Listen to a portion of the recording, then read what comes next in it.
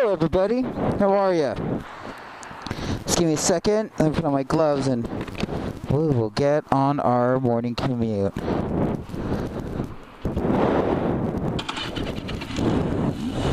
Real great view of the LA beachfront property. Whoops. Oh, that didn't sound good.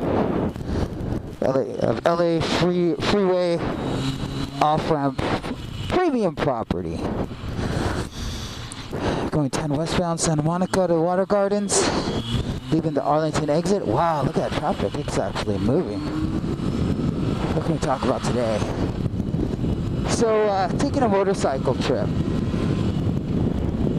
I will actually be taking a motorcycle trip on Memorial Day. Looking forward to it. It's going to be a great trip. Actually, we're going to Baja Rosarita area. So that should be actually really cool.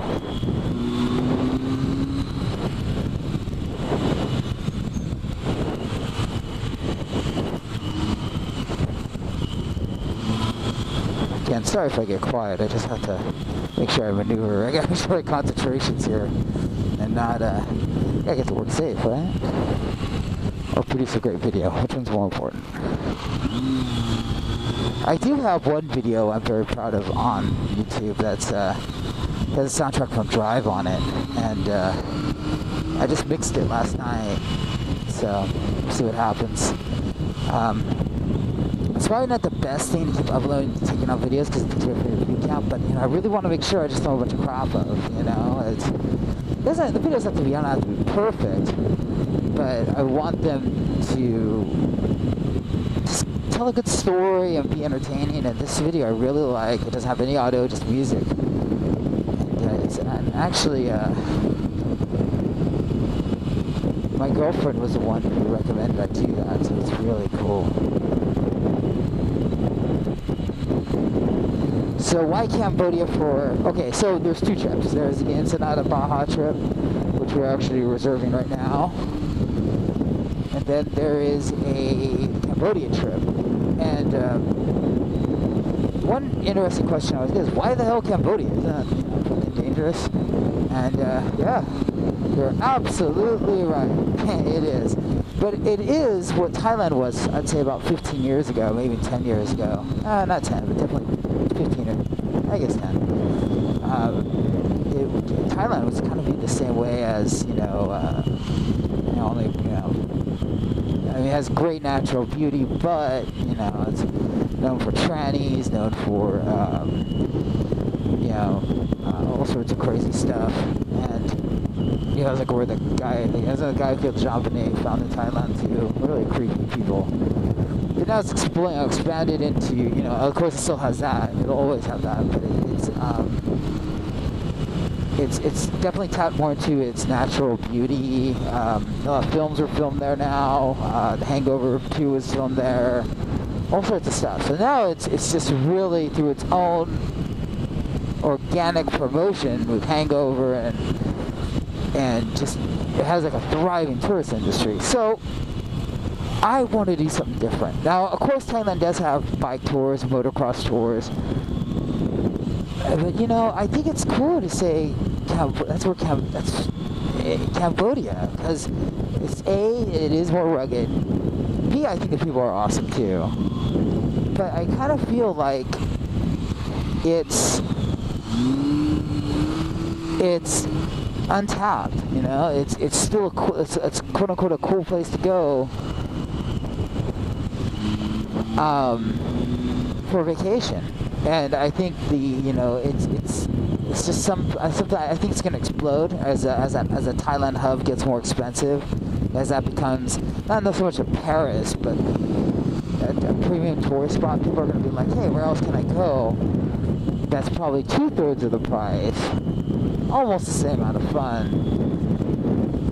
It has Angkor Wat, which is where they filmed Tomb Raider, Indiana Jones, Angelina Jolie met her kid there, all that stuff. So it's very, very cool, and it's my trip. So that's the reason for all this motocross stuff that I'm going through right now. So, but it's gonna be a process, you know. I definitely wanna. We have to. You know, my girl had to take first aid classes. That's one thing you got to do, because you're in the bush, break your leg. You know, it's you really kind of know what to do, because hope may be a little far away. And if it's just me and her, or just me and, you know, my buddy, it's not a good situation, really. So that's probably something you got to take into account when you're thinking about a tour destination. Is, you know, how extreme do you want to go? You know, do you want something cool that you could tell people you're pretty certain that they haven't gone to for a vacation, or do you want something? I got done with Thailand, and, you know, okay, whatever.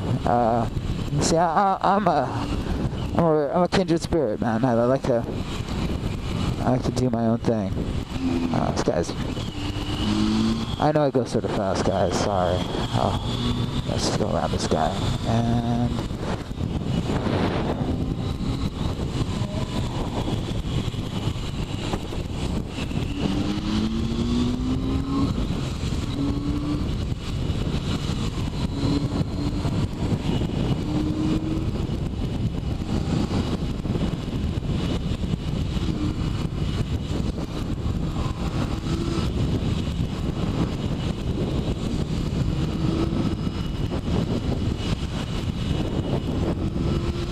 past my line, 9 o'clock, about 200 feet in the back of me, and I'm going to switch lane now.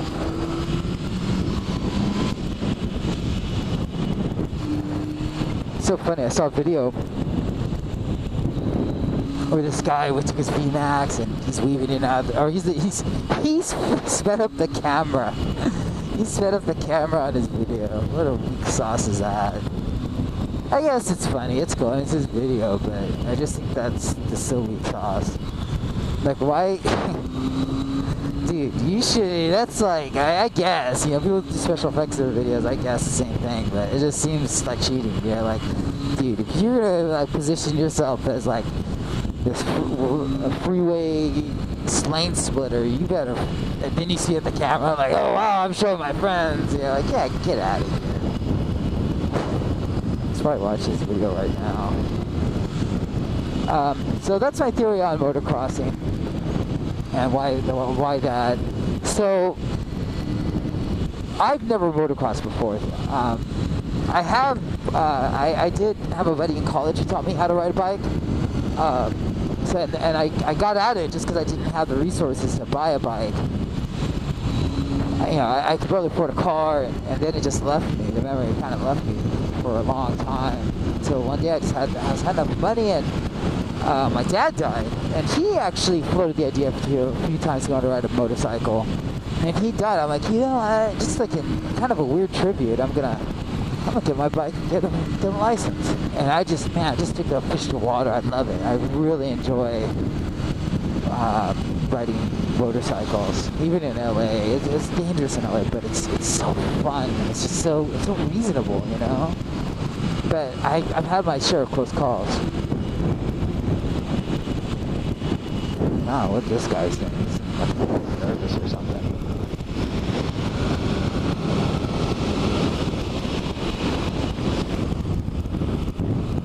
Just went around him.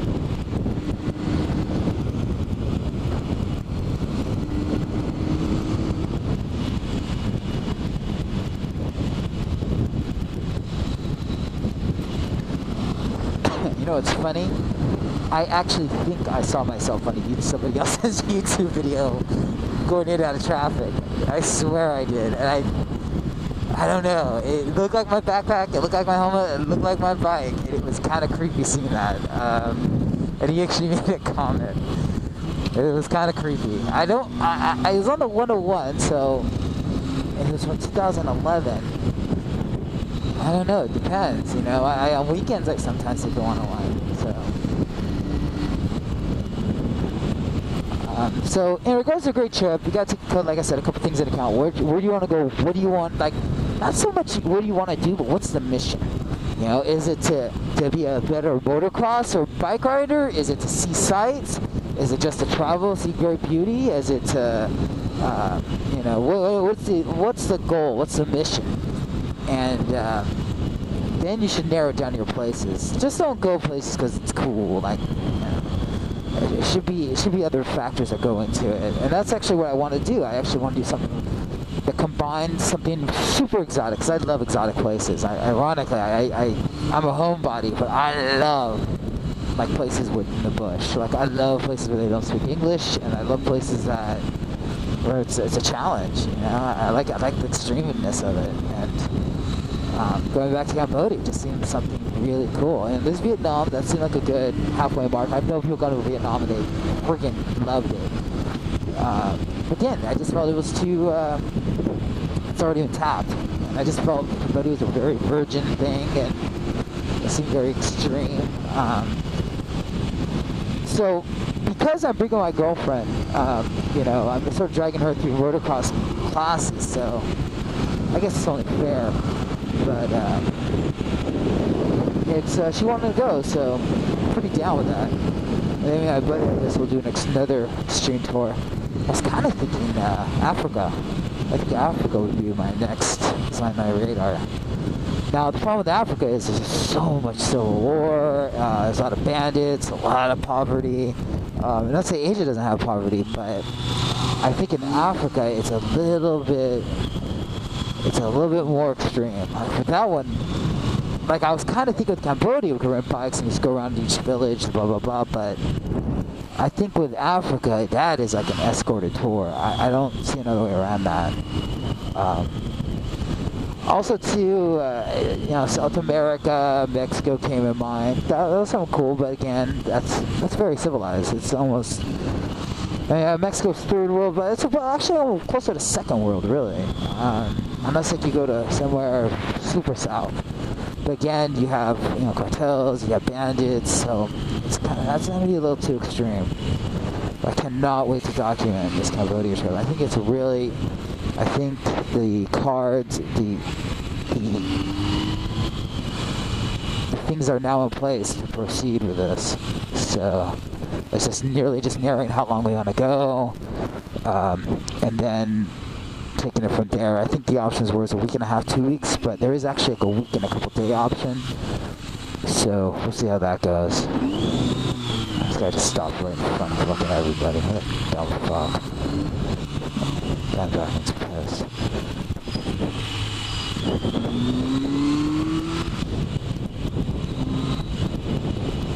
And then, of course, get your passport. Getting your passport's a big whoop-de-doo, man. So just make sure that you know, just if your trip, just start. That should be, before you ask any questions, that should be the first thing you do is get started on your passport and just getting all your paperwork done. Because like an idiot like me, I was researching all this stuff, and out of nowhere I'm like, you know, I don't have a fucking passport. No, I lost my passport. And all of a sudden I'm like, oh, it won't be a big deal. And actually, it's a bigger deal if you lose your passport or stolen. Because you have to send another form you got to fill out, blah blah blah, and then like it's just, even though you're in the system, it's not just like flashing ID. It's really bogus. So count on that actually being a little bit more difficult than you think. So, anyways, God, guys, these trips are going too fast now. Let me upload this, and we'll talk later. Thanks. Bye.